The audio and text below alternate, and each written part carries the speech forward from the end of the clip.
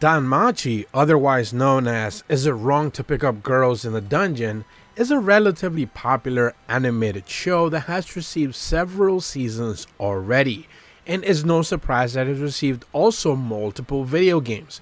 Recently, we saw the release of DanMachi Battle Chronicle onto mobile devices, both Android and iOS, and we recently got the confirmation that DanMachi Battle Chronicles is also gonna be releasing onto PlayStation 4 and PlayStation 5 consoles later this year, with a hopeful release onto other consoles into the future in 2024. So today, not only did I want to provide a little bit of an introduction for what players should be able to expect once they get their hands on this kind of like rebuilt from the ground up experience on consoles for PlayStation and hopefully in the future Xbox and Nintendo Switch, but also as well for players who haven't necessarily been able to play the mobile game, which is already available worldwide and is doing relatively well. So it is getting a lot of praise, not just necessarily because of course fans of the series are, supporting it, but also because it's a relatively good game at that. This is a typical action RPG though, so you shouldn't come to too much of a surprise where you are controlling one of the main controllable characters.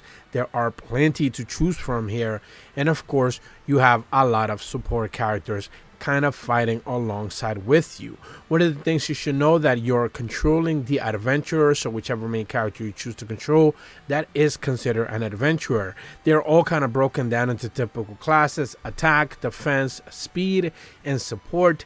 Each one of them kind of have their own strengths and weaknesses. They also have special moves and techniques tied specifically to what kind of attack roll, defense roll, speed, or support they might have.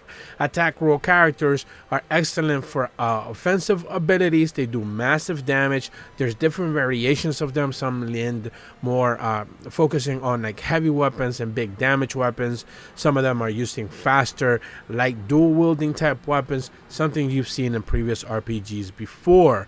Defense focused characters are usually marked with a shield type icon. You should expect these characters to be more tanky. They're really reserved to be able to kind of like engage in boss battles. A lot of these characters are going to be able to do substantial damage only once their defense is boosted for a certain amount, so usually you want to have them in the front lines. You also have the speed related characters that are a little bit more agile, a little bit more quick. This is also where you're going to find a lot of like abilities or elemental type focus characters, a lot of casters as well, range options, anything with poisons and paralyzed or anything along those lines. This is where you typically find them in the speed role. And support role characters are usually buffers or healers. There's not necessarily an outline need for healers at the end of the day in these specific games, but you should keep your eyes peeled. If you have a couple of supporters, they should be able to come in. At the same time though, you also have assist characters available here, where they are not necessarily characters you are controlling or kind of like giving them ideas as to what to do. They are just simply coming into battle. They're doing one specific attack, one technique. They can be any one of the aforementioned attack, defense, speed, or support roles, but eventually they're just going to quickly tap out. They're in the field probably about 10 to 15 seconds. They do one or two things. Hestia could be considered one of them, and at the end of the days, they're going to back out. So you shouldn't be too worried about that. Now, usually in these type of mobile games now being brought over into consoles, one of the things that you have is a lot of rarities tied to everything. Everything has rarities. Everything has items that you collect that essentially break down into buffing into other items. And one of the things here you should keep in mind is the scene cards. Scene cards are equipped directly to one character. These are scenes specifically from the anime, something that you have seen, maybe a character getting powered up, maybe getting angry, maybe Hestia, providing some support role or something along those lines, and they're specifically boosters tied to whatever the sequence in that animation was. Maybe a strength buff, maybe an heal over time, maybe a debuff for an enemy, maybe an attack boost, whatever the situation may be. These kind of pacifiers based on scene cards are one of the things you should be able to keep in mind. Also, you have battle items, of course. These are equipable for any one of the active adventurer characters you have available to you. and they are of course based on rarity. They start at copper, silver, eventually gold, and then they become S ranked or S plus tier, whatever the case may be. You're going to be spending a lot of broken down parts, a lot of broken down materials, and other armor pieces that you decide to break down to be able to buff some of these armor pieces as well. At the same time though, there's a lot of strategical ideas here in this game whenever you are dealing with depending on the combat and the enemies. A lot of enemies you're going to notice are elementally tied, so you're going to notice that some of these enemies are going to be doing a little bit of like elemental damage, and every single one of the characters, even if they're supportive characters, they have an element tied to them. You certainly want to take advantage of those elements regardless of what type of support role they might have, attack or defense, speed, whatever the case may be. You certainly also want to have those elemental bonuses behind you boosting, so they can actually take a little so you can do a little bit more damage to the enemies that you're choosing to play against. Now, when it comes to actual controllable actions that you have in the game, in typical fashion, you have a simple tap button when you are able to attack enemies. You have a couple of dodges, you have an evade, you have a dash, and you have a jump as well. So you're going to be able to do that. Many different ways for you to be able to kind of avoid enemies and then spam the attack button.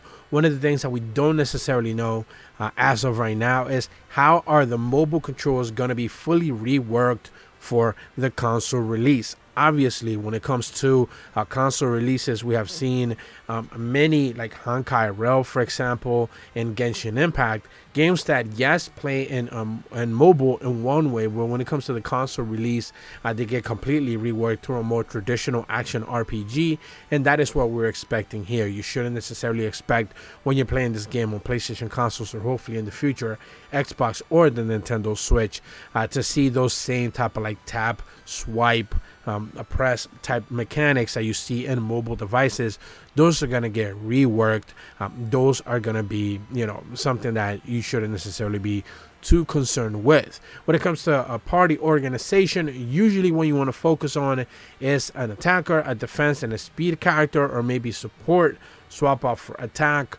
It really depends on the role that it is that you want to engage with. It also depends on the type of enemies you're about to fight, or the boss battle, which there are plenty of. This is one of the biggest things that this game has going for itself, as of course you should have been able to see plenty of the gameplay already. This is at the very least from the mobile game, but of course the console version is going to have a more in-depth combat system, and those boss battles, which can be a little bit tough, are going to be reworked on consoles as well, and they're going to be looking pretty dang spiffy. At the end of the day though, I'm a big DanMachi fan. Hopefully you guys are too. And is it wrong to pick up girls in a dungeon?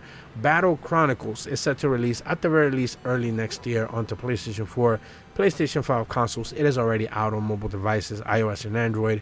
Also available on PC if you want to check it out there. And hopefully in the future on Xbox and Nintendo Switch release are in the works. If you're brand new to my channel though, be sure to leave a like and subscribe. Hit the bell to receive notifications when the videos go up. And as always, thank you so much for watching. See ya.